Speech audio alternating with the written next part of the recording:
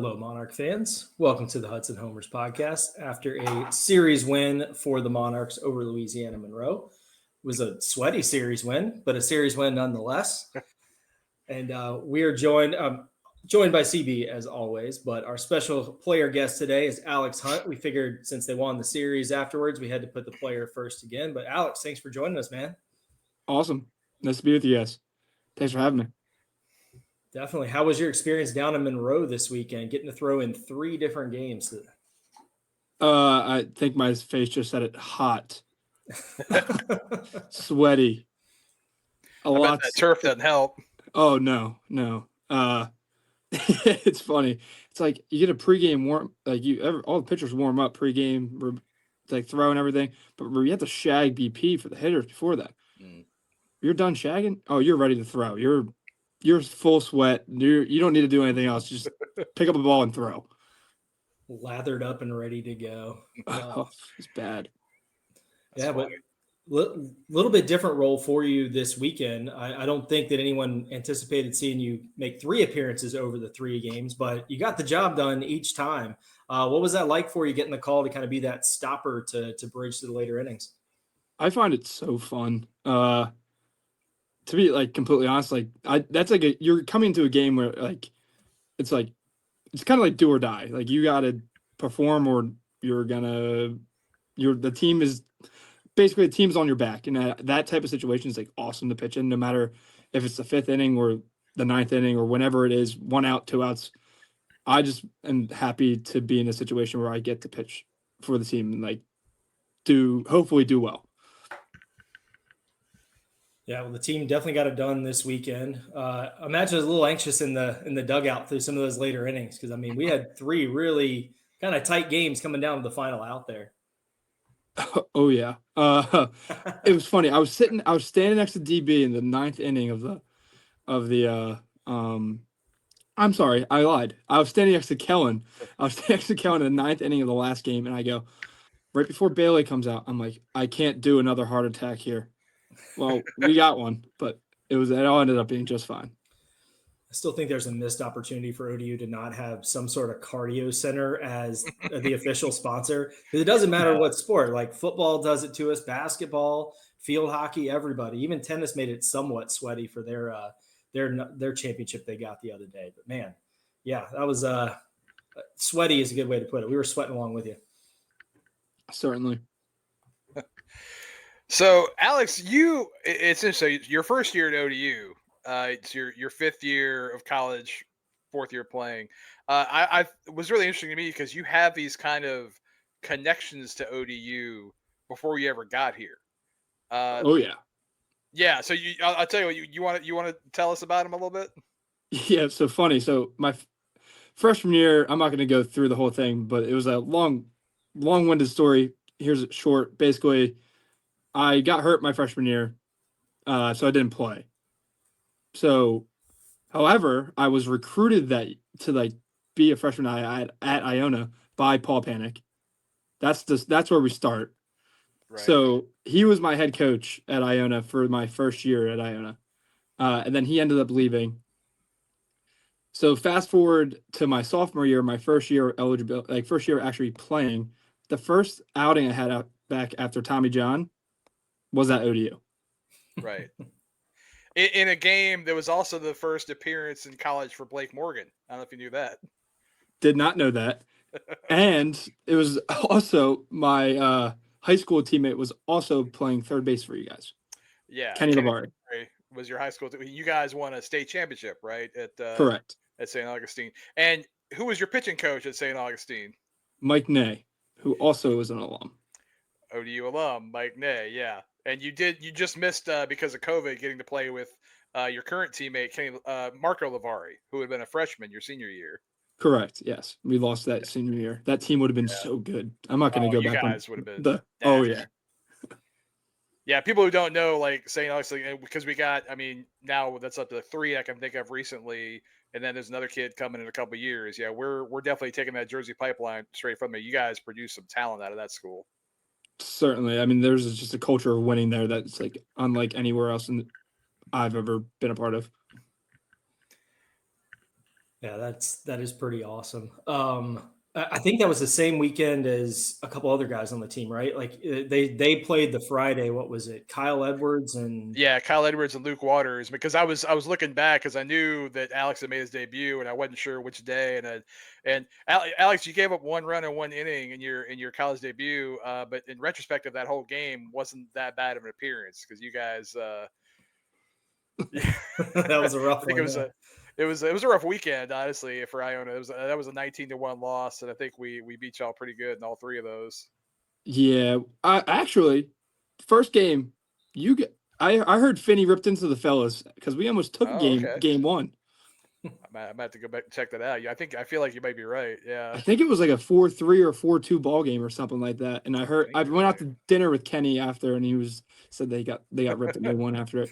And then Yeah, they came out the next 2 days and right. did what they were supposed to. But oh yeah, that was a rough start to a rough year. That was a Yeah, historical run that we made. Not to talk bad about, I loved it there, but it was a historical run we made, and we all got closer for it. 0-29 isn't necessarily the greatest yeah. start to a baseball Ooh. season.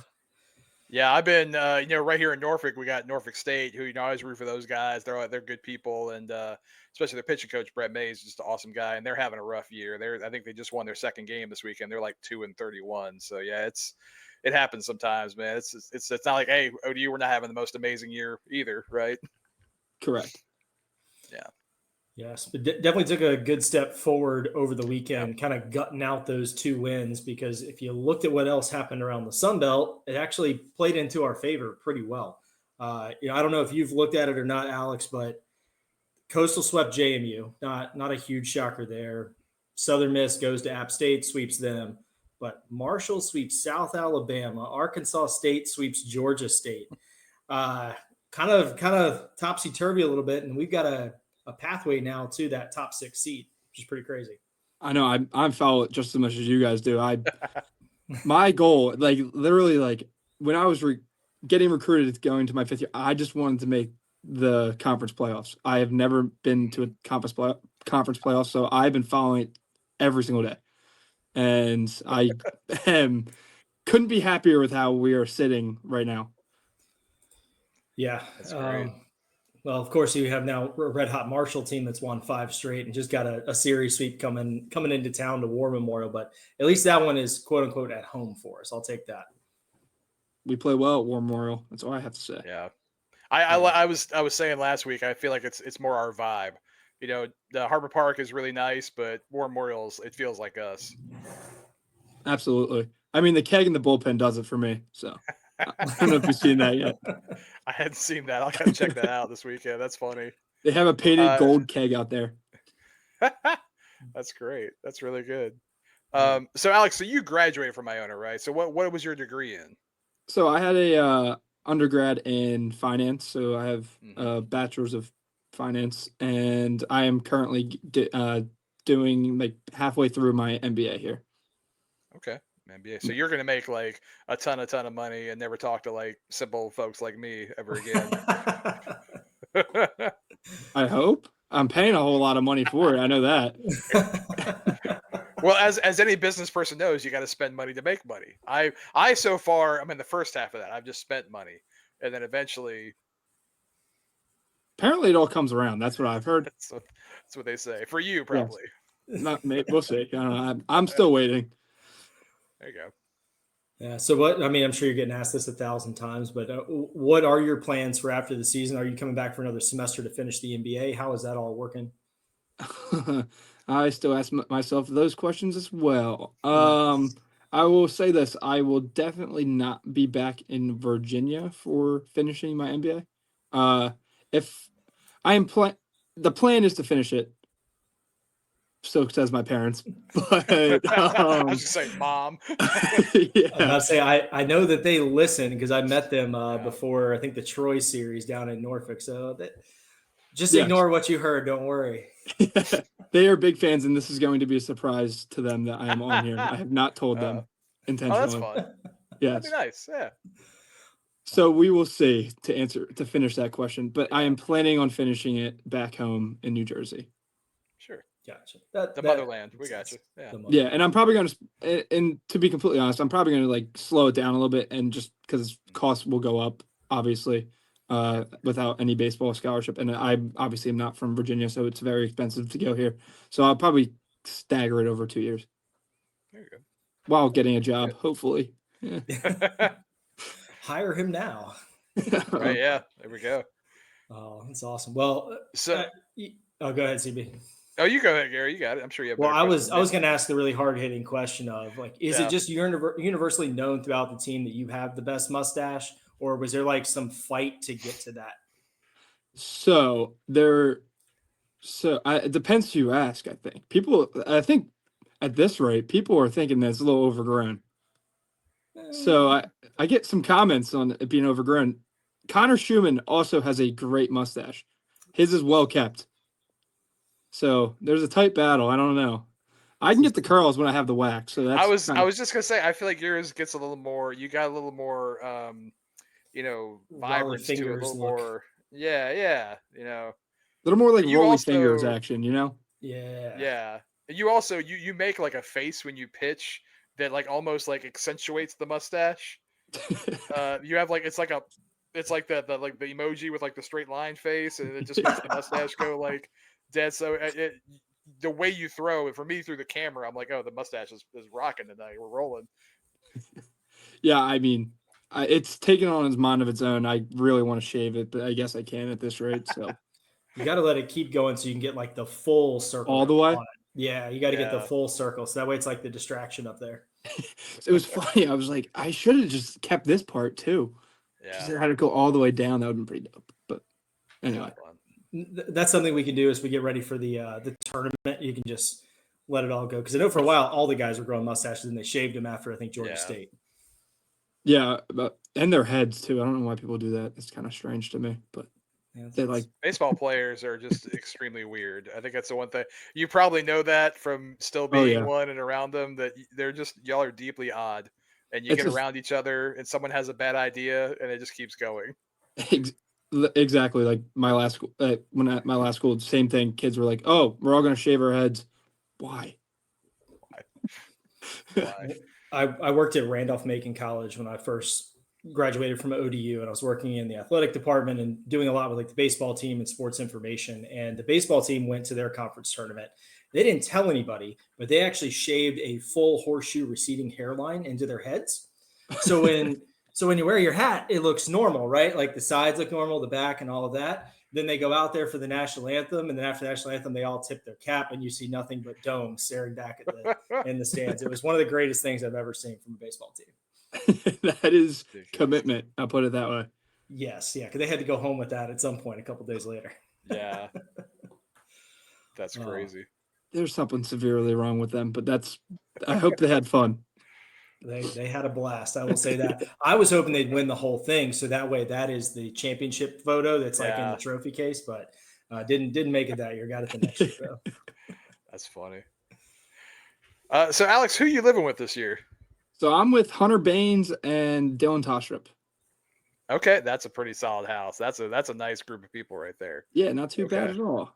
Yeah. I think we are one of the cleanest houses of them all. So I'm very happy with that, especially being I believe that. I'm a little over the grimy. Yeah, because Dylan's the one that's like fourth year, and then Hunter's second year, but he's a pretty mature kid. So yeah, that makes sense. Yeah, he's like ridiculous. It was funny. I was like, did not think he was a sophomore when I first met him. I was like, oh. Yeah, he's one of those guys I talk to pretty regularly. Yes, Hunter's a good kid. So the three of you guys, y'all all came from different places. You're all brand new to the team this year, so you had to, like, I'm sure, just kind of get to know each other. How's that been? Have you had, like, does you feel like, are you guys besties now? Are you braiding each other's hairs or mustaches? Yeah, I think Dylan gets this side, Hunter gets this side. Yeah. Yeah. But yeah, no, it's cool. We get along very well, and it ended up being a great fit. So couldn't be happier. Well, that is great to hear. Well, one question we've been asking everyone that comes on, and we haven't had a pitcher on in a little while, so it's a little bit different question. But MLB The Show has I was mentioning it last week, but Yeah, it had to pivot there at the last second with, I think Bailey had classes or something like that.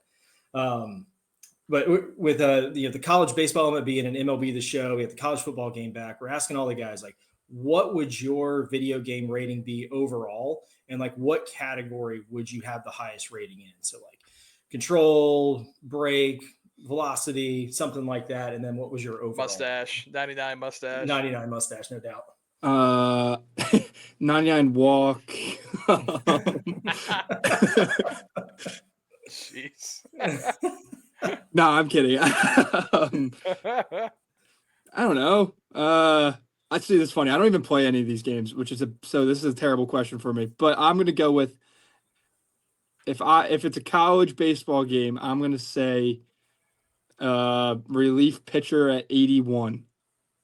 All right. See, he's right in that fair. range of like, yeah, we get that from the guys who have like that like internal humility. We get a lot of like that 82 to 85 range of guys who are like, hey, an 81 reliever can be really good for you in a game. Sure. Why not? Yeah. Oh, yeah. I love this though, that like you have embodied the mustache, because there's a very much like an old man get off my couch vibe. Like you're like, I don't want a dirty house. I'm not playing these video games. You kids stop throwing water on my laptop. Sometimes I do feel like an old man, and they do call me an old man sometimes. So I feel like that's a necessary part of the team, though. You've got to have the grizzled vet that'll tell you to shut up occasionally. yeah. Sometimes, sometimes they deserve it. I guess sometimes they don't, but it happens. Yeah. I would say most of the time they deserve it, but yeah. Well, awesome. Well, I know we talked about your hat a little bit beforehand, but would love to hear more about that and kind of what they've done for you throughout your pitching career. Yeah. So the hat is Baseball Performance Center. They're in a little small place in New Jersey. They train a bunch of athletes now, but when I first went there, it was probably a handful. They've actually done everything for me in my baseball career. So I've been training with them since I was probably a sophomore in high school.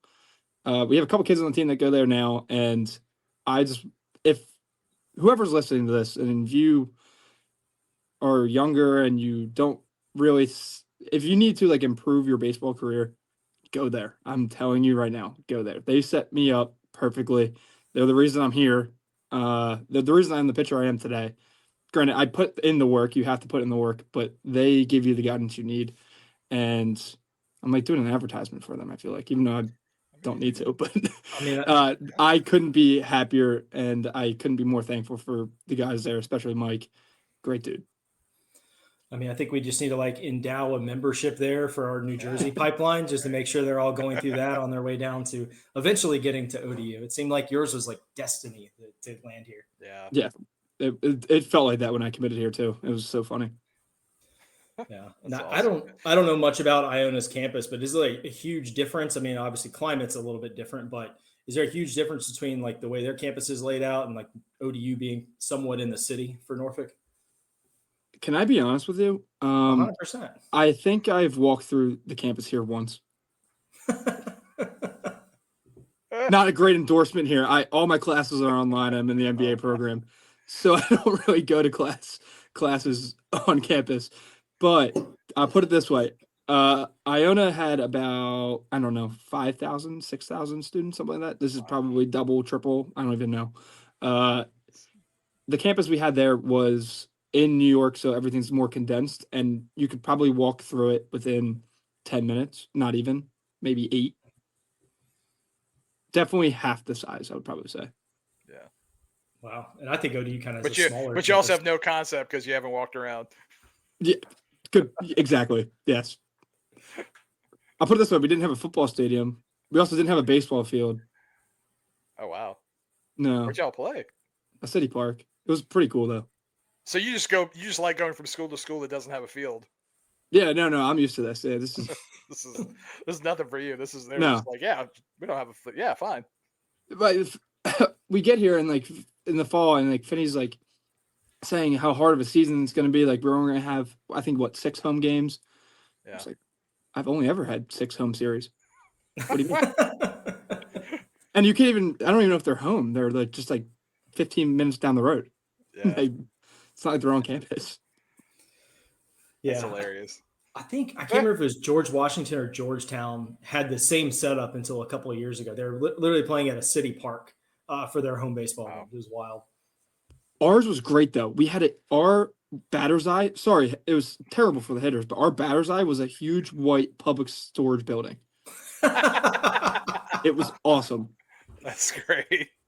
Oh, the guys in your lineup must have been just brutal on like a bright sunny day when the sun's reflecting off that thing. Oh, I don't even know how they did it. I don't know how hitters do what they do to begin with, and then add that in there, and beyond me. Well, that is wild. That's crazy. Oh, well, awesome, Alex. Well, we appreciate you joining us. I don't know, CB, do you have any other questions for No, Alex? I was just saying, Alex, man, you're awesome, dude. I'm glad we could have you come on. I really enjoyed you being around the team this year. I love having an old man on the team. It's fun. It's good to have. It's necessary, and you're great, man. We appreciate you being a Monarch this last year. Awesome. I couldn't be happier to be here, and thank you guys for having me on. And Mom and Dad, hi. I know you're gonna see this, so got to give the parents a shout out. Awesome, yeah, Alex. We'll let you go. But yeah, great work this weekend, and good luck at War Memorial this weekend against Marshall. Yep. Thank you guys. Hope to see you guys there too. Yeah, yep, we'll be there, man. We'll be there. Awesome. Alex. Cool. Appreciate you, man. Later. All right. See you guys. All right. We're going to take a quick break, and when we get back, we will have Coach Finwood. Hey. This episode of the Monarchist Podcast is brought to you by the Pride of ODU Collective. Their mission is to elevate the experience of student athletes through name, image, and likeness, while also elevating the fan experience. If you or your business are interested in getting involved, you can reach out to us directly or go over to theprideofodu.com. That is theprideofodu.com. Thank you for listening, and go Monarchs. All right. Well, we're actually running a few minutes early, so Coach Finwood will be hopping on here probably about 5-6 minutes or so. But sure, Alex is cracking me up, man. It's funny. I know they call him old man a lot, and dad and grandpa some. I didn't really realize how it permeated his entire personality. That's pretty great. Yes. Well, for an old man / grandpa, I believe he is the first pitcher this year to throw in all 3 games of a weekend series. Hopefully the last, to be honest, but he did great. He all 3. I think I counted. He had 5 inherited runners and 4 of them left stranded. So that's pretty great. That's one of those stats that I think I've said this on here before. I really wish we would normalize and have a lot more data about what's a good number. Is like, to me, allowing 1 of 5 inherited runners to score sounds pretty good, but I have no idea if, like, honestly, allowing 3 out of 5 might be good. I don't know. I really don't know what the numbers are. I wish that we could find some more data on that. It's out there. Maybe somebody has it. I got to dig deeper. Because that's an important thing. I mean, that's as important as anything with relievers is, can you come in? How many times this year have we had, like, where guys come in with guys on base and it just trickles away. It's like, oh man, that's the difference between being good and not being a good reliever. Yeah, and I don't know what our numbers would be like. I'm sure we could probably go back and manually calculate it if we had all the free time in the world. I know it's probably not been good for us so far this year. But I also don't know if it's any worse than anybody else. I really don't know. It's one of those things, like, it feels like it's so bad because it's you, but then it's like, well, how many other times have we had guys on base, reliever comes in, we hit like a 3-run double or something? You always want to believe it's bad, but it's like, is it? Who knows? Yeah, maybe someone out there who's listening that is better with that stuff than us can let us know. Leave us a voicemail. We definitely still have the voicemail line set up, so feel free. One of you nerds with time. Yes. I wish I did. I don't think that if I use my data analyst at work for that I don't think I'd last very long, but I could try. If I see the writing on the wall, we'll get that. There we go. That's fun. Yeah. Well, we talked about it a little bit with Alex, but it was kind of a crazy weekend for the Sun Belt. Yeah. 4 sweeps, which on its own is weird, but then you look at the teams that were doing it, it's a little even more surprising. Yeah, it's very odd. And it's just, it goes to show, I mean, what do we say? We're tied for 8th right now. Is that where we're at?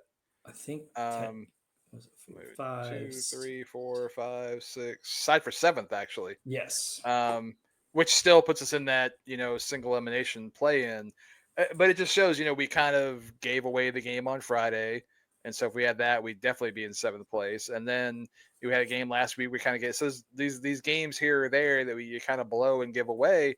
I mean, if we just won 2 more games, we're sitting there at 12-9, and you're solidly in fourth place. Yeah, Yeah. and it wouldn't be tied; we'd be beating them. Yeah, Like, because we'd have the tiebreaker over yeah. Louisiana. Yeah. So it's just one of those things where, these couple of games here or there that we just can't quite finish off. It's like, man, it's the difference between it's so the league is so compact. I mean, once you get past Coastal and to a lesser extent Southern Miss and Troy, it's just like a bunch of teams who a weekend sweep all of a sudden shoots people up to the. I mean, Marshall went from being at the bottom at 6-12 to now they're 9-12, and they're right there, right behind us.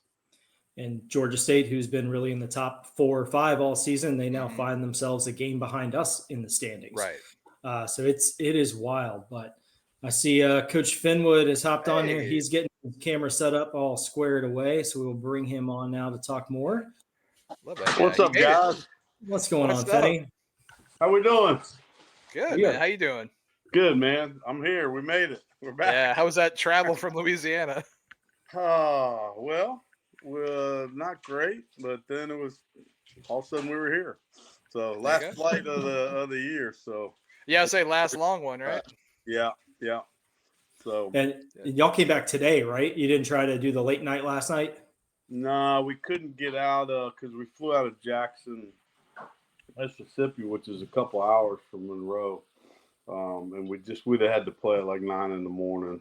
So we just decided with today and tomorrow being kind of reading days for exams, we just come back today. And a lot of guys are in online classes anyway, so it cost us another night at a hotel, but we didn't have to play so early, which is just terrible on Sundays, having to play that early. Yeah, you don't risk getting stuck in it like Atlanta or Charlotte or something for the night either. Yeah, which we have done before as well, right? Yeah. But also, you don't run into any of the time constraints. We end up playing an extra inning game yesterday. You could run into travel curfews and things that you just don't want to get into. So, worked out good from that standpoint for sure. Yeah. Well, I heard you guys talking about the race, and man, it's crazy, isn't it? Like, it's Marshall, went from getting swept to sweeping, and kept themselves in it. And I'd like to know how many teams haven't been swept this year. I'm sure Coastal, Southern Miss, Troy probably haven't, maybe, but I think a lot of teams, maybe have at some point. Yeah, maybe Louisiana hasn't as well. Yeah, us scratching and clawing for that, salvaging a game or whatever on the road has paid off to keep us right in the race. I think we're tied for 7th now. We have a pretty clear pathway to get into the top 6. Just gotta go out and do it. But I think we took a good step in the right direction this weekend of not letting the Friday game drag us down, coming back and gutting out 2 wins on Saturday and Sunday. Yeah, I mean, we knew, we needed to win these next 3 series. After the Louisiana series, I mean, those were the only 3 series of the year where we're playing teams actually below us. Marshall's just a game below us now, but still not above us. And the schedule maker didn't do us any favors this year for sure. But they were winnable series if we played well, and we did play pretty well. Guys were ready to play. Friday, man, I'll say this about the whole weekend. We had 7 or 8 hits Friday, but and then a bunch Saturday and Sunday. We hit starting on Friday. We must have lined out. I know we lined out 10 times yesterday, on top of 16 hits. I kept track of them. I mean, we hit 26 balls on the screws yesterday. And I was like, at some point, this has got to come work in our favor, man. Come on.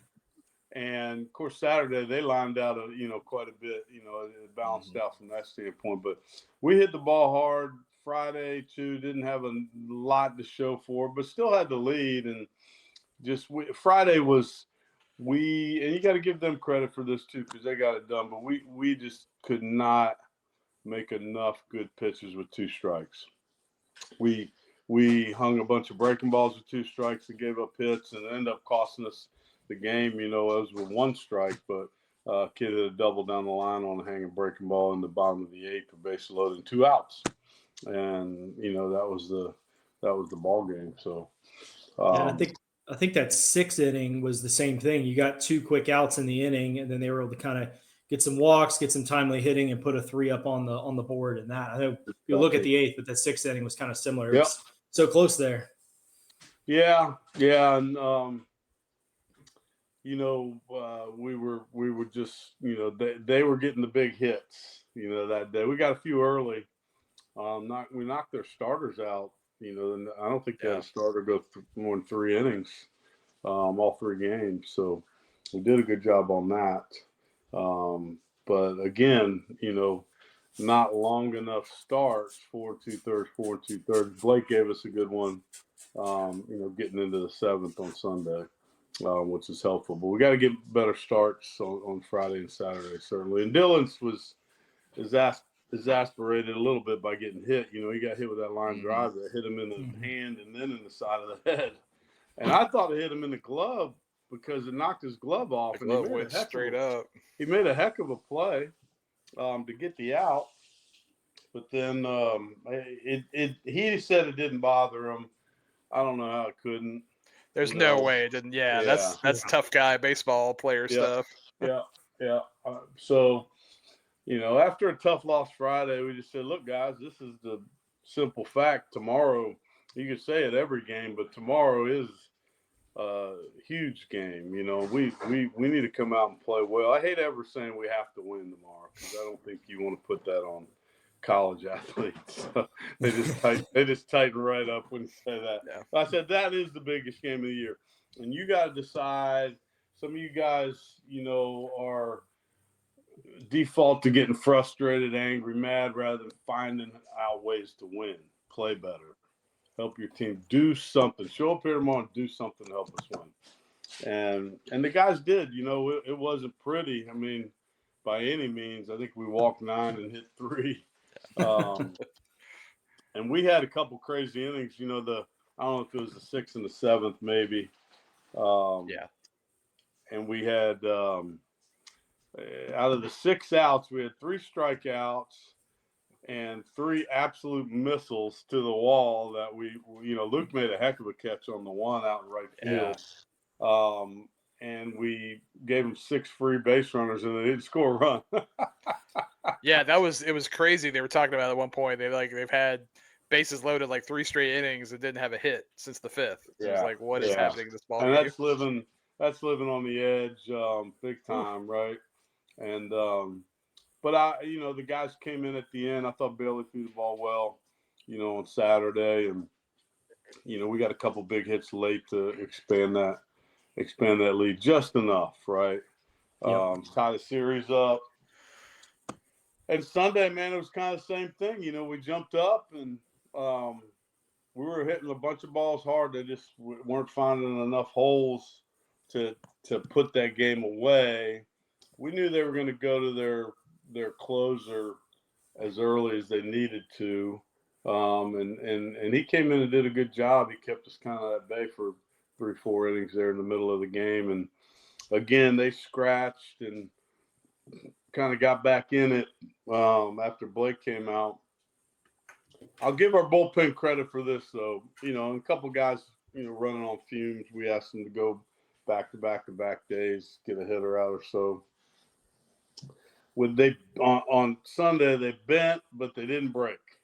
Yes. And I was proud of that. Sometimes it's not about being perfect. It's just about being brave and tough. And Marco Lavari has had a rotten year. But he's had a couple moments where he's come in and saved our butts. And I just keep telling you, you're capable of doing that. A hit there and the game's over. He comes in, 2nd and 3rd, 1 out. We're up 1. You can't play the infield in there and try to win because, you just can lose the game too easily And the ball the guy hit, if our infield end would have got through. Been a walk-off. Yeah, and so you got to just, at that point, you're trying to just extend the game. If you can get a strikeout, great, but you're trying to only give up 1 and keep playing. which is what we did. And Marco did a good job. He got 2 ground balls. Yeah. And we keep playing. And then Brody finally gets a kind of a duck fart hit over there to right field, which we hadn't gotten the whole day. Which Like he'd been that hitting laser beams school. all weekend. Huh? Yeah. He'd been hitting laser beams all weekend. And like you said, get duck fart. You're right. Perfect old school baseball. I love it. Yeah. And then Zach, who had hit the ball really hard. It's funny, like Zach been grounding out to the infield a lot. And his first at bat, he gets a 2-0 pitch for, first and third or base load, whatever it was. And luckily they can't turn 2 on it. And I just had enough. So I lit his butt up and, and his next 4 at bats, I think he averaged probably 105 exit velocity. So I said, all right, I'll just start yelling at you during batting practice from now on. But a huge hit, right? He drives one in the gap on a 3-2 pitch. Brody's running so we can score him. And then Mav comes up and hits one, second home run of the day to give us a 3-run lead. So, I told Mav it's the temperature's in the 80s now. You can start playing good like last year. So we rested you the whole first part of the season. He doubled his home run and RBI totals for the season in that game. Yeah. I don't know if you know that. Amazing, That's a crazy stat. Yeah. Well, you've seen what he's capable of. I mean, he can take over a game. He just got off to such a rotten start, but he's swinging the bat a lot better now. A lot of our guys are, I think. Yeah. And, I think Kane George has had a bunch of really good at-bats since we stuck him in the leadoff spot. I mean, competitive. I like it there. Striking out left. And what gets lost a little bit, so we get the 3-run lead, in the top of the 10th, and we had put Saturday and Sunday, we put our DH into the game in the 9th. Mm-hmm. Late was DH on Saturday. We put him in the game for defense in the 9th. So you burn your DH. So the pitcher, whoever's in the game pitching, ends up going into whoever came out of the game spot, which Saturday was the Dallas, and then Sunday was Aiken, right? So we spun it around to where that spot was going to get up again because we scored some runs in the 10th. Marco wasn't going to go back out there anyway. Sometimes I think, especially in college athletics, when you get out of a big jam, there's so much emotion and just mental stuff that goes into that. You see it all the time. And that pitcher goes in the dugout, and then he comes back out, and he just stinks. He walks guys. He's awful. Yeah. And so I said, look, Stott's down there. They don't know anything about him. I guarantee they don't have a scout report on him. And let's pinch hit. Let's hit Ron, and let's just give it a whirl. And, he gets a hard hit ground ball to Kyle to get the first out. Kanan made a heck of a play in center field on the second out. I mean, that ball is almost at the wall. That ball was hit really hard. And he's a good outfielder. He went back there and made a really nice catch straight over his head for a second out. And we give up a hit, and then he strikes out the pinch hitter on a good breaking ball down. And we get the series on the road. So second road series, win of the year in the league and in a row as well. So happy about that. And I thought the guys fought hard. By no means has any of this year been cosmetically beautiful, but the kids haven't stopped fighting, and I'm really proud of them. And they're tired as heck, man. They got back today. We said, nothing today, nothing tomorrow. Like, you got exams starting up. Let's sleep a lot, eat a lot, drink a lot of water, and try to get the batteries back to green as much as we can for this weekend. And another big series against Marshall. So. Yeah, no midweeks this week, so I'm sure that'll help get them off their feet for another day as well. But Alex Hunt was our guest this week, and I think that's the first time you've had a pitcher throw in all 3 games of a weekend series. Is that correct? Has to be, I would imagine, yeah. And Alex was really good his first 2, and he just didn't have it yesterday. And Alex is stuff is fantastic. His issue is just command. And when he's commanding the ball, he's hard to hit. You know, he got a big strikeout or a big ground out, jammed the guy on Friday, and then big strikeout on Saturday to help us win that ball game. So he's an awesome kid. He's got a great personality. Really yeah.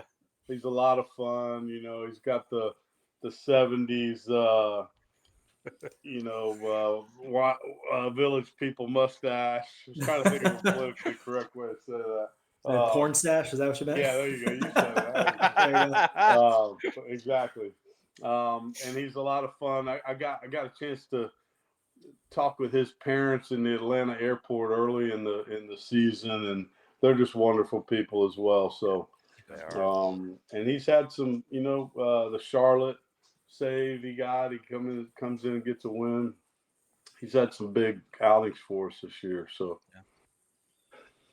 Yeah, I think it's a good step forward for the bullpen too, just to put guys in that situation that you haven't really been leaning on as much all this year, like Bailey or Kellen, and let them have some success, because that'll pay those dividends for you in a couple weeks when we're down in Montgomery.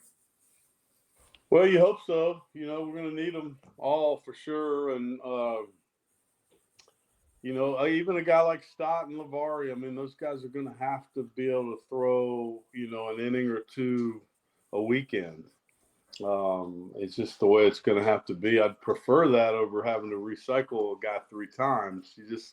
You got to feel like you can depend on somebody, though. That's what it is. I mean, when I know I can depend on you, you can fail. I'm okay with it. I get it. Baseball's full of that, but I'll run you back out there. When you throw the ball all over the place all the time, then I'm going to be less apt to. We are going to be less apt to want to depend on you.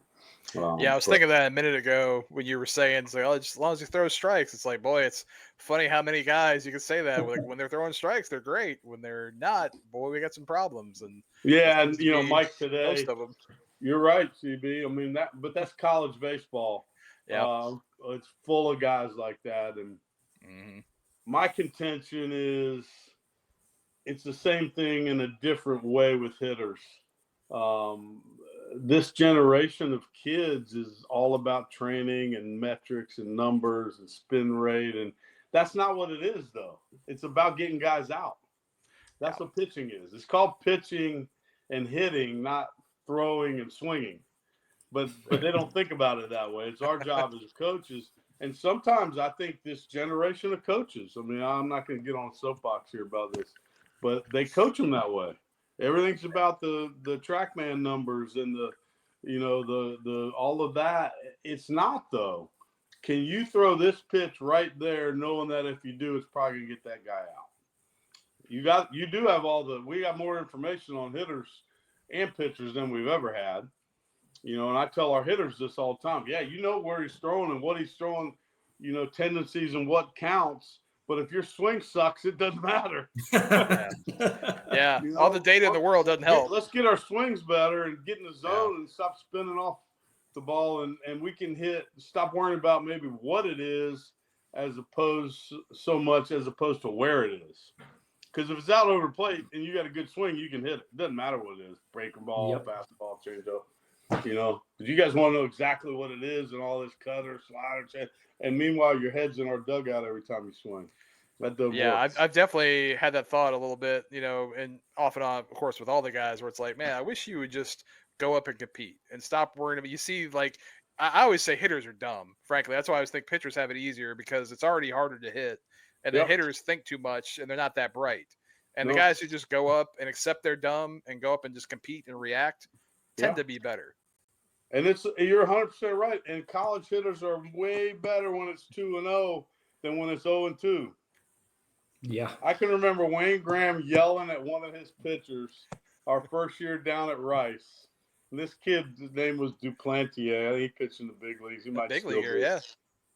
And he's carving us up. And Graham is yelling at him, and he's going, "Why is it always 1-0 every time you pitch to every hitter? When's it going to be 0-1? And some choice words thrown in there. And I'm thinking, boy, you're right. I can say that about a handful of dudes, So, and I will say this: I told the guys yesterday, the hitters, we competed better this weekend for a whole weekend than maybe we have the entire year. Yeah, We I did. agree. You can see the difference, right? Guys were in there; they were fighting with 2 strikes. You know, they were getting the ball, and so I was really proud of that. And they played like they wanted to win. You know, It and feels sometimes, like observing about halfway through the year, like they're finally starting to listen. That's what it a little seems like bit. from the outside. Yeah. Well, I hope so. You know, we're Yeah. staying on approach and guys getting off their backside and not spinning so much. That's a mechanical thing through some different drills, but it's some of that, but a lot of it at this point in the season, you're not going to try to reinvent guys' swings. Certainly, that would be dumb. But Yeah. it's just about competing more, man. Like, you know, just be ready for the moment when it comes. And I really think this. I know he made some errors. He's a young kid. He's a work in progress over at third, certainly. But I think Brody has given us a good spark in our lineup. He has competitive at bats. He's hitting the ball hard. His energy's good. I think Scotty Young has given us a good spark in our lineup. Same exact thing. And so those 2 guys in particular, I think, have given us a little bit of a shot in the arm here, you know, most recently. And I texted Gary and the guys the other day, and I said not playing Brody until now was smart because I don't think you'd be getting these same results. And not to say that Brody, love the kid, hard worker. It's just when yeah, you come in as a freshman, that adjustment period, you kind of allowed him to have that adjustment period, and then now you're putting it on him, and he looks ready for the moment. yeah. I think I think we didn't play him because he wasn't ready to play. But you're right. Right. Those guys need some room. We played Tanner a little bit earlier, maybe before he should have been ready to be in there. I think F was kind of ready to do it from the get go. But again, F's catching a little bit more, and you know F and Jack and I thought Jack had a good day yesterday. We didn't talk about him. Yeah. He's had a 2 lot of good hits days. and hit a third one hard. You know, the kid made a good play on, and he caught good back there. So you know, he had a big day for us.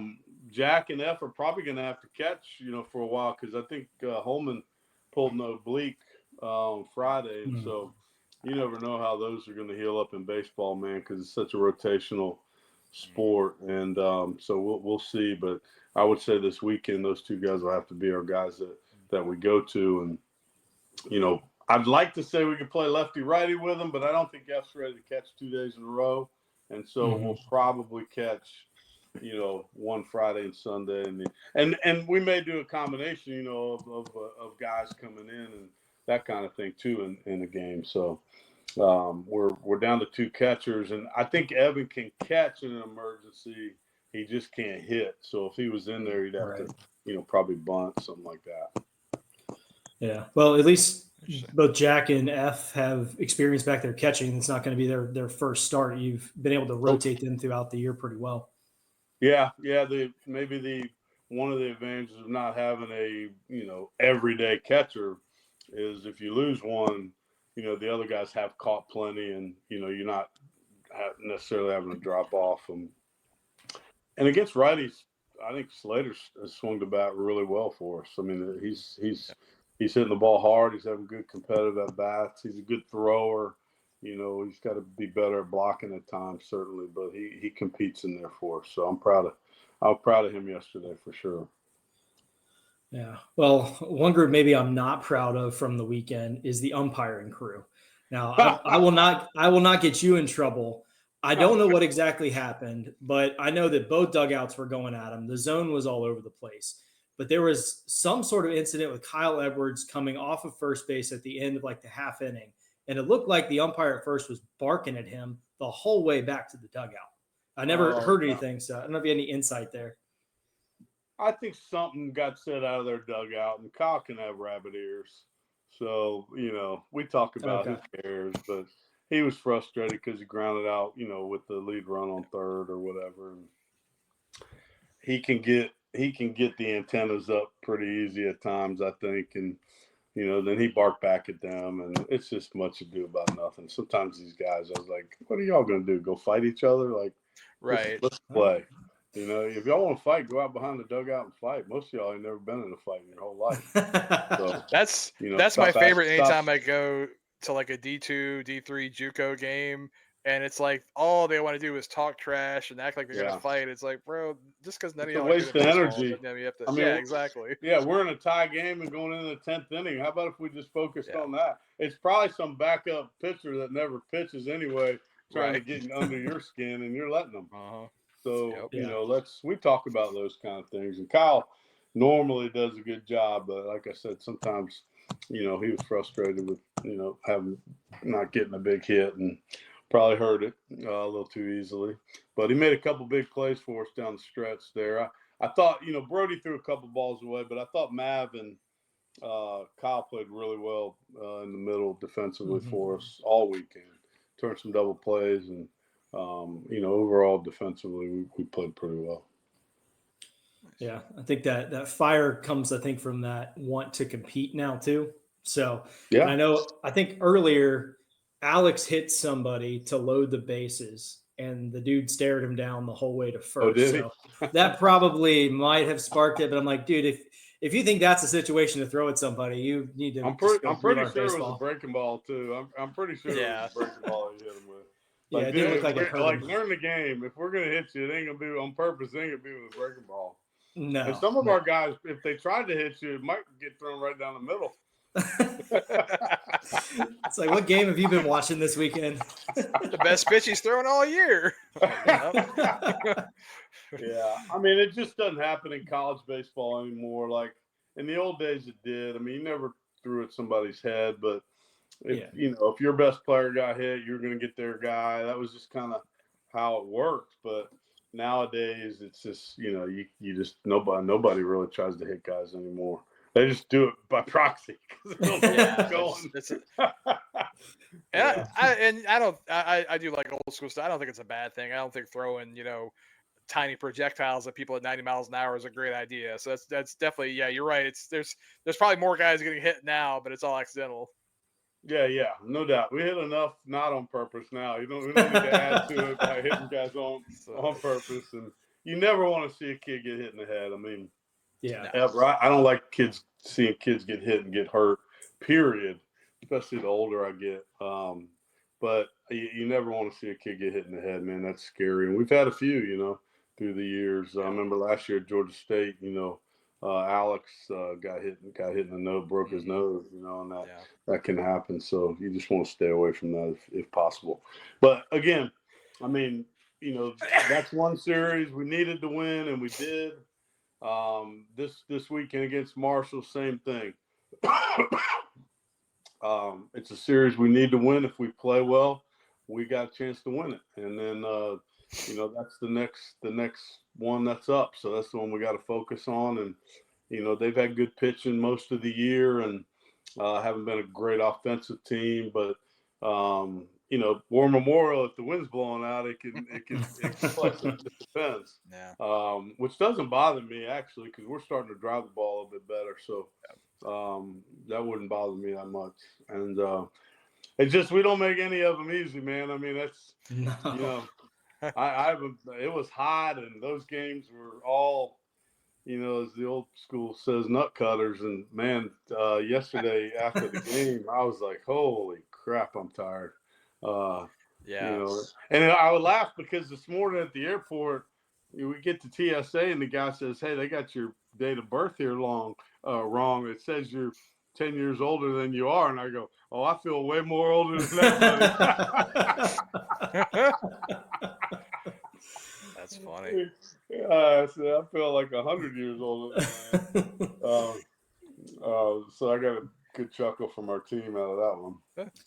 Yeah, gotta have flair for the dramatics this year. I feel like you need to get whatever cardiologist is in Norfolk needs to sponsor the ODU baseball team. That's missed opportunity there. I think we were 10 and 11 at this point last year, were we not? I want to say that sounds right. Yeah, and maybe even the year before. I don't know, but I think if you never know how things can happen, but if you play well, you have a chance to win these next 2 series, and that probably puts you in the tournament. Yeah, we'd love to get in that top 6, which is possible. Certainly, we got tiebreakers over Georgia State and Georgia Southern, and so those are 2 teams right in there. They're going to be somewhere in there next to you. You just gotta, you stay ahead of the ones that are below you by beating them, and then other people beat up on each other. So that's how that works. And then you kind of root for those teams in the top 3 or 4 just keep winning at this point. Right. Yeah, this is definitely the time of year you start watching the schedule. Like, all right, I need you to win. Like, it's for sure. You start rooting for other teams. Yeah. You start rooting for the top 3 and the bottom 3, and then win your game. If you get that, then you're going to be in good shape, because there's like legit pathway to get even as high as 4, but I think 5 and 6 is realistic. But gotta go play Marshall on Friday at 6:00 at War Memorial. Win that one, then worry about the rest later. Yeah, no, that's the biggest game of the year, and they got that tough little lefty Blevins. He's tough, man, and you just hope kind of late in the year he's maybe running out of gas a little bit, which can happen with those smaller guys. They had a freshman lefty that started Saturday whose numbers were really good. A changeup guy, and you could see it. Like, that was his 9th or 10th start of the year, and he was gassed. Like, it wasn't. It's funny. It's just so hard on those guys. I think Blake Morgan started freshman, but we didn't dump him into the rotation until probably the 6th or 7th week. And so I think he had 8 starts, and he was out of gas by his first start in the tournament that year. He gutted out 5 innings, I remember. But, if you start a freshman from the get-go, man, usually by this time of the year, I think the last one we did from the opener was Johnny Wilson, and he got hurt in like week 9, And so it's really hard on those kids. I mean, just the grind of a college season and having to do that over and over and over again. You got to be somebody pretty special physically.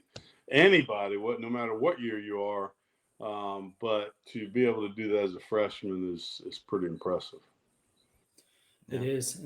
They've just kind of been a pest all season, I feel like, with Marshall. Like, they had 3 one-run games with Troy, I think it was. Yeah. So they've been able to stay in games. They compete.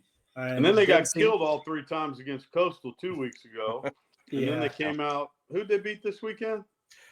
Does Georgia State. South Alabama. Yep. Yeah, who's gone in a jar, it feels like. So, yeah.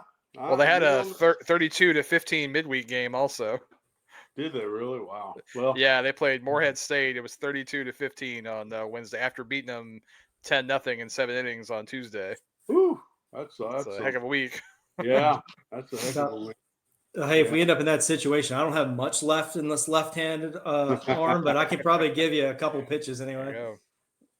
Well, we just got to come out and, Ben's got to go out there and do what he does and try to get us 5 or 6 innings, and we got to get some big hits, man. Hopefully we'll have, the weather looks like it's pretty good this week. Hopefully we'll have some people come out and watch us. I mean, but we're all disappointed with the overall record, but I will say I'm proud of our guys. They are through everything, the disaster area that is our baseball facility right now. We call it the Big Dig. All it is a bunch of holes in the ground, and some days we have electricity for our pitching machines, and some days we don't. And the guys have come out and they've kept showing up and playing hard, and I think we're playing better right now than we were earlier in the season, and that's just a tribute to those kids. Like they want to keep fighting and try to get in that tournament and see what can happen. It's fair. Well, I saw a couple of your alumni yesterday up in. I was in Salisbury, Maryland. Saw the Augusta Green Jackets. I got to see Jacob Gomez and Trent Buchanan. Oh, that's awesome. Yeah, that's a picture my dad actually took this. He was up there on Tuesday, and then also Seth Keller, who almost was a Monarch. He got drafted before he got to play here. So all 3 of them are together. Yeah, so I didn't get to see him pitch, but I think Jacob pitched the night before, did really well, had a scoreless inning, and Trent's back was hurting him a little bit, so he wasn't able to pitch yesterday. But yeah, they're doing great. They're loving it. They're keeping up with the team. They're still, of course, they're big old Monarchs and still keeping track and proud and keeping up with all the guys. That's so cool. And I know I saw your posts about you went down and saw Betsy throw Holiday the week before, and he threw the ball real well. He shoved, so Gary and I were both there, That's cool. Well, it's always fun to watch those guys, move through our program into the professional ranks, and especially when they have this success and, make us all proud of them. Yeah, especially when they're such good people. I mean, those three guys see the last few weeks. Those are three of the best human beings you'd ever meet, and they're really good representatives of ODU baseball. Yeah, we got good kids. Mike Federico is Louisiana Monroe's head coach, and he was a longtime pitching coach at Southern Miss before he took that job. And he's just a real gem of a human being. I mean, just a real competitor, but a real gentleman, good person. And after the game yesterday, that's a tough loss for them. Obviously, they're fighting to get in the tournament, and now, they got a long road. You're looking up at 6 wins right now, and you're like, we got to go, 8-1 or something like that. Yeah. But he always said, he goes, man, I just wish we could play people like you guys every weekend because it's just fun. It's baseball. It's competitive. They're good kids, and there's not a lot of yapping and, bullshit going on other than the game. And, you were talking about the umpires, though, and I know I'm running over here, but. Oh, you're good. Scott, there's no time. I forget Scott, the Saturday guy we have behind the plate. He's been around a long time, and probably past his prime, but he's a great guy. The whole crew were good people, good dudes. Like they were, question. College strike zones are like the Twilight Zone to me. Yeah. Scott came out there in about the 6th inning about a lineup thing, and I said something. I screwed up a number or something I gave to him. I fixed it, and he goes, "Man, that's the first mistake that's been made all day today, isn't it?" And I said, "Hey, you're doing great, man. Hang in there. This is gonna be about a 5-hour game." He goes, "I know. I got plantar fasciitis, and it's already been killing me for 4 innings." And I said, "Well, get some ibuprofen and some water from our trainer, man." And call some damn strikes. Call some more strikes, and this thing will go faster. About 3 innings later, I walked out, and he said he was like kind of limping a little bit, and I said, "Look, can you just toughen up a little bit, please?" And he gave me a couple of expletives that you definitely can't say on the podcast. But I said, we're trying the best we can. I know we walked 9 guys or whatever, but he said, God, I said, he goes, I'm trying to call strikes. I want to get out and get off my feet. So I think, sometimes when you got umpires that are good people and run the game the right way, they're going to make mistakes. The Friday guy was one of the best plays we've had all year, though, Jordan. Yes. He was fantastic, and he's been good. He's an SEC, ACC, maybe Big 12 guy as well, I think. He was really good and had enough guts to call that check swing to end the series on yesterday, too, which I appreciated. Which the guy did swing. He definitely swung. But a lot of guys don't because they're standing next to their dugout. They don't want to get barked at the end of the game. And Jordan doesn't care. Like he ain't taking it from anybody. So that about him, and you got to handle him the right way. But yeah, that was my umpire story for the weekend. That's great. That's a good one. Well, awesome. Well, fans that are listening, get over to War Memorial this weekend. I'm going to be there for at least the first 2 days. I'm working on the third one. I got to get the permission. I'll be good to go. 6 o'clock Friday, 3 o'clock Saturday, 1 o'clock Sunday. If you're a bum and you stay at home or you live far away, ESPN Plus has the streaming. But at least get to one game at War Memorial. Like, it's a fun place to watch a baseball game. It is. And you get 2 teams that are going to be fighting. Like, Marshall's not laying down for anybody. They're going to fight just as hard. So Marshall hadn't been in the tournament. Marshall hadn't been in the Sun Belt Conference tournament yet since they joined the league. So oh wow, they're trying to get in it. And obviously they got a good coach and he's a good guy, and they're building that thing. With that new stadium, they're going to continue to improve, without a doubt. So yeah, it'll be good competitive series. It's going to be a lot of fun. I booked my hotel and my flight to Montgomery. I'm not going to tell you what days, but I'll be there. All right. I will be there. What hotel you staying at? The Renaissance, I think, that's right there by the ballpark. So yeah, you can walk to the park. All those are great down there, man. That's the best thing they got going. The ballpark's cool too. I like the ballpark, but the best thing they got going is that all the teams stay within walking distance of the ballpark, and so the guys can just walk over and watch games when they're not playing, and the coaches. There's a lot of cool restaurants around. It's just a neat area. Montgomery, Alabama isn't, the tourist hub of the world, but there is some cool history there. I enjoy walking through town, seeing the Rosa Parks monument, and some of the Civil War things, and the Martin Luther King Memorial, and some of those things are really, really, really neat to look at from a history perspective as well. Hopefully, we'll be there. And they got a couple good coffee shops in town I like. All right, I'll get your coffee recommendations when we get a little bit closer to it. But looking forward to the games this weekend. I know CB, you'll be there as well. Can't wait. I'll be there. Have some baseball cards for everybody. It's gonna be great. Oh, baseball cards are out this weekend. Nice. Yeah. Sweet. And I think it's graduation weekend as well. I think we're doing senior weekend. I could be wrong on that. Maybe graduation. I think that's gonna be the Friday of the next week is the graduation. Coastal. Yeah.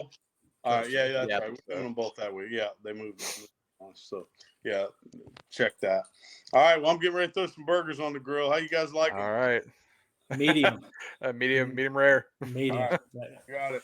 All right. Thanks so much, Finney. Appreciate you, man. All right. See Go you. Monarchs. All right. There we go. Alrighty. Appreciate it. Getting some burgers on the grill. I'm going to be getting some dinner here myself pretty soon, and I hope I remember to take out what I was supposed to take out of the freezer. So, well, before you do that, let's talk about our hitter and pitcher of the week. Yes, Let's bring those bad boys out. You can take all the seconds you need. You're the one that knows all the buttons. There we go. Look at that. And so Alex Hunt, look at that. We talked to that guy, right? That was and as you were getting that, I could have been getting the stats out instead of sitting Maverick play ball good. Alex throw Maverick good. do ball good. Alex do ball. So we talked about Alex. He was in all 3 games. He he got 1 out in all 3 games. So that's 1 inning total. He did give up an earned run. He struck a guy out. He did hit a guy. But like I said, he left. He inherited 5 runners. 4 of them were left on base. So that's a big deal. It's not a small thing. It was kind of a weird week for pitching because, as we know, we had a ton of guys pitched. Weren't a lot of really great appearances. Tyler Stott's the guy I think we should mention too. He got the save in that game, 1 inning, no runs, gave up a hit, a walk, but he did get a strikeout. And for a guy who doesn't get in a ton of games to come in a big spot where we need you, he showed up. So that was great. Ben Moore had again, it felt like a step back after throwing 5 and 6 innings his last couple, but 4 2/3, only 1 run, 3 hits, 3 walks, 2 strikeouts. So not his best start by far, but a good solid start for him. And then Frank Wright had a nice scoreless inning. He pitched 1 inning, no hits, no runs, 2 walks and a strikeout. So not a ton of great stuff on the pitching side, but a few guys here and there. The hitters were a little better. We had some guys had some really nice. So Maverick, you have a 2-homer, 5 RBI game. I think you got to get player of the week, and he had a good solid week overall. He was 6 for 14 in the week. Double, 2 homers, 5 RBIs, had a walk, and had a stolen base. So that was fun. It's fun to see the guys do the kind of vroom vroom celebration when they steal. So it was good seeing Maverick enjoying that. Zach Late, which again, you might even argue had a better week, but you know what? Maverick had a 2-homer game, had not 1 play of the week. We gave it to him. But Zach Late, he was 5 for 10 on the week, 2 doubles, 4 RBIs, 3 walks, a hit by a pitch. So that equates out to a 643 on base for the week. So he's certainly been our best offensive player all year and continues to be. So it's nice to see him keep that going. Kanan George, as Finney pointed out, another really good week, 5 for 14, a double, 2 RBIs, 2 walks, a sac fly, and get this, Did you know this one? 4 stolen bases this weekend. Wow. Yeah, Kanan went from being like having a couple. He's up over. I think he's got like 11 now. So Kyle is tops in the league with 20. I think 21, and Kanan's pretty solidly second place now on the team. Luke Waters, another good week for him. He's moving in the right direction. He's 4 for 14, a double, a homer, 3 RBIs, and a walk. And Brody Connors, again, another nice weekend for a guy who's really just getting his first chance to play a lot. 4 for 14, a double, 2 RBIs, a walk, and a stolen base. So another good week for Brody. And I said, he had a couple not great plays, but had some good plays. He's playing like a freshman. Yeah, and it's really hard to pick, I think, the offensive player of the week this week. Like it was difficult, but we set the precedent with Evan having the big day, and he got it because of that. And that was the separator for Maverick too. Now I will say, if Maverick was like had 2 homers and 5 RBIs that day, but was like over 9 with 8 strikeouts the previous 2 days, I'd have had a hard time giving it to him. But fortunately, it came in the midst of a good weekend. Yes, and one other note I'll put out there talking about stolen bases. Kyle Edwards currently leads the Sun Belt with 20 stolen bases in Sun Belt play. There you go. In Sun Belt play, okay. Yeah, Sun Belt. I think he has more than that overall, but he is current conference leader. I will tell you that because I didn't even think to look at it until I was listening to Louisiana Monroe's play-by-play guy this weekend, which, by the way, one of the better broadcasts in the Sun Belt, period. Yeah. That dude was awesome. He had access to either TrackMan data or StatCast because he was talking about all of the crazy exit velocities off of ODU bats that were getting caught. I know one specifically, Luke Waters, was like 109.5, a line out to center. That's hitting the crap out of the baseball. And I'm glad to see more guys in the lineup starting to do that. Yeah, and I was going to say, and that's why those stats are always interesting because it tells a lot. It's that, hey, look, yeah, you're out, right in the box score, you're out. Well, that's a bad result, right? Well, not really. If you rope a ball at 109, like, okay, you happen to be out this time, but if you do that, if you come up 10 times, do that, you're probably getting 3, 4, 5 hits out of that. Yeah, and over the course of a series, you see that come through with even Brody hitting maybe his softest contact of the weekend, falls in for a single. Baseball is funny like that. Oh, man, but just glad to get a series win. But I'm hopeful that we can parlay that into a home series win this weekend. Because I feel like we've had 2 road series wins. We get high, like, all right, we're over it. And then there's kind of that letdown the following weekend. Yeah. We got to avoid that. We got to get 2 from Marshall at least. 3 would be amazing. That keeps that 4 seed, 5 seed in contention. But we gotta go and do it. Start it Friday. Just blow them out. Don't have to worry about your bullpen on Friday. Yeah, I mean you keep wanting to say blow them out, because that's the hitters are going good. But I think Finney pointed out it comes back to that starting pitching. If our starters can go deeper into the game, that's less innings we have to cover. That's less chances to have the guys who have not been as successful not be successful, right? I mean, you keep wanting the guys to step up and prove they're the guy, which like Alex Hunt has done here. But it's just, you're getting to a certain point of the year where the guys, sometimes you got to say, well, they are who they are. And sometimes we can grind it out. You can't necessarily count on the guys every time. So the more innings you can get out of your really top 3 starters, which are really outstanding, they're as good as probably any 3 you're going to find on a team, the better you're off you're going to be, the better chance you're going to have. Yeah, and that's something that we'll definitely have to carry on into tournament play. And I think fighting hard right now to get out of that playing game is really important for us given our pitching situation. Like we got to stay off that Tuesday and start things off on Saturday. I don't care where we go, 4, 5, or 6. Just stay out of 7 through 10, and we're going to be in good shape. Because the reality is we don't have the pitching depth. I mean, when you have to play every single day, by the time you get to that like 4th day, our team's going to be toast. And so hopefully that 4th day for us is like trying to win the game, the final one, right? Yes. I mean, that'd be ideal. If the ideal would be to go out and win your first 2 because we have really good starting pitching, and then you get a bye into that 3rd, and all you need is 3 wins to win the thing. I mean, that'd be the absolute best. Yes, it would. But we've got to get there first, and it starts with winning the series against Marshall. Like, I'll never say like something is a must win until it can eliminate your season. So like, playing games, things like that are important, but the math gets really hard if you don't win this series. And now you're having to rely on a sweep of JMU and taking 2 out of 3 from a coastal team that is on fire right now. They're number 11 in the country today. I saw they might be higher on some other. I think I saw Baseball America had them 11. They're really good. They're on fire. Southern Miss has begun to separate and kind of show their talent and get up there to the top. Troy also right up there. We saw them in person in Norfolk a couple weeks ago. We know they're really good. So you focus on those 4, 5, 6. You root for the top 3. You root for the bottom 3, unless they're playing you, which happens to be the case this weekend. So there you go. All right. That's it for me. What else you got, CB? Oh, your baseball cards will be available. We're gonna we have some. So yeah, if you ordered some baseball cards, get at me, find me, and we'll have some. If you didn't order them, maybe I'll have extra. We'll find out. I usually have a couple, but who knows? That's you had your opportunity. But yeah. So hopefully it'll happen. They look great. Hopefully we'll see. They're supposed to come tomorrow. We'll check them out. Yeah. Come pick them up over the weekend. Hang out. You probably get some guys to sign some of those because they can come in valuable for you later on when they're in the pros, and if we follow them through the minors and all that. If you want to track the guys that are already gone, I'll plug it again. The Pride of ODU, NIL.com, the Pride of ODU.com. I guess I should probably get that right since they sponsor it. There's a link I'll be there. honest. I go look at that page, even though I'm the one that helps set it up, because that helps me instead of having to look at every single box we're finding. Sometimes I'm just like, oh, let me just go see what he did. Because, especially we have some of our pitchers, it's like, when in the week this guy pitch? I don't know. So sometimes I'm on track. Like John Hollabet's had another great start yesterday. So we got our guys are doing some stuff. And we got Connor Overton. I didn't even realize till I looked him up. He's back. He got cut by the Mets right out of spring training, but now he's back with the Blue Jays again in AAA. So hopefully he can get himself back up to Toronto again. Yeah. Well, I think they're still in Buffalo, right? Yeah, he's back in Buffalo, which he had some really good times in Buffalo.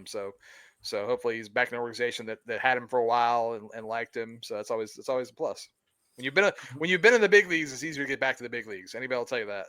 Yes, absolutely. Well, definitely rooting for Connor and all the rest of the guys. Jealous you got to go see Jacob and Trent. They were awesome dudes. I think we're still trying to replace the Jacob Gomez role in our bullpen. I said that to him. Because I said he's keeping up with things. I said, yeah, there's no Jacob Gomez in that bullpen. He's like, yeah, no Trey Buchanan, no John Hollabetz. It's like, yeah, it's not quite the same. We got some dudes, but they gotta. If I would, and I've said that I would give me a team full of 25, 30 guys with the heart of Jacob Gomez, man, we'd make it work. Oh yeah, I don't know if anyone would ever beat us. Yeah, he's just built differently, and I'm glad to see him get the opportunity with Augusta, and hopefully just shoots right on up the ranks. And let me tell you, I didn't mention this. So savvy vet, because he was talking about being a little older, because they were joking about Hollabetz, said he's young because he's he was only like a junior. Retro junior coming out, and they were both like 50-year seniors, and they were talking about, yeah, he's got time. He was an early draft pick. I mean, those are the guys. They were seniors, undrafted. They're like, they know we don't have time. We got to make moves, make stuff happen. But he showed that wily vet move. Jacob was the first guy out of the clubhouse after the game. They're leaving Salisbury, Maryland, to go down to Kannapolis, North Carolina for a series. So it's going to be a little bit of a drive. They have 2 buses. One, he told me one's a sleeper bus, one's just like a regular bus. So he was first guy out. He's like, hey, I'll see you guys. Like, I knew exactly what he was doing. Put all his stuff on the bus so he could mark his spot on the sleeper bus. So he could have, wily vet. This is a guy. Here he is, first year pro ball. He knows the drill. He knows what's going on. You can't mess with Jacob Gomez. No, he is on it. He knows he likes those creature comforts, and I don't blame him. That's a haul down there. All right. Well, we'll both be at the ballpark at War Memorial this weekend. Come out and see us. Get your baseball cards. Come talk to Gary. Yes. Actually, CB will give you the baseball cards for free if you can talk to him about baseball for 30 straight minutes. If you could be near me I would go up on the roof. That's how you can't follow me up there. So good luck. Good luck with that endeavor. Yes. I will be in the dugout so fast. You try to talk to me for 30 straight minutes. Just follow you right on in there. Like a couple minutes is cool, but let's all right. You can talk to me. Don't, not for too long. But Gary will talk to you though. Yes. All right. Well, thank you all so much for listening. This is the 15th episode this season, which is crazy that we've been doing it for 15. And hey, keep listening, keep telling your friends. The numbers keep going up, so that's a positive sign. We love it. It's because we're having a good time. People like when you have a good time, even though when we talk too much. Yeah. and we have the coach and player. That usually helps. pretty That's good, too. whatever. That's okay. That's they're there for Semantics. that. Okay, whatever. Uh, I mean, we don't see the do we see the drop off numbers like when the coach and player leave? How people just stop watching for the last bit? Yeah, I don't look at that. I don't want to look at that. Look at that. Yeah. Don't blame you. All right. Well, thanks All everyone right. for listening. We appreciate you, and go Monarchs. That's great. Go Monarchs.